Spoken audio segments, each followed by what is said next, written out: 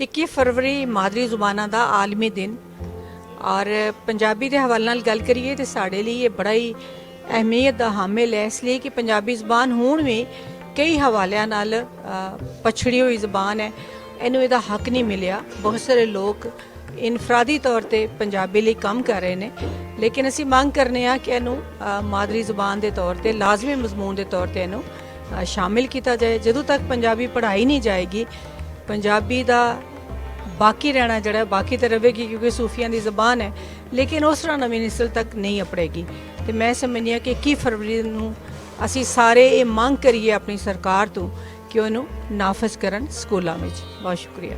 21 ਫਰਵਰੀ ਨੂੰ ਮਾਂ ਬੋਲੀ ਦਿਹਾੜ ਪੂਰੀ ਦੁਨੀਆ ਵਿੱਚ ਮਨਾਇਆ ਜਾ ਰਿਹਾ ਹੈ ਔਰ ਇਹ ਦਿਨ ਯੂਨਾਈਟਿਡ ਨੇਸ਼ਨ ਨੇ ਸਾਰੀ ਦੁਨੀਆ ਦੇ ਉਹਨਾਂ ਲੋਕਾਂ ਨੂੰ ਦਿੱਤਾ ਹੈ ਜਿਹੜੇ ਲੋਕ ਆਪਣੀ ਆਪਣੀ ਮਾਦਰੀ ਜ਼ਬਾਨ ਬੋਲਦੇ ਨੇ।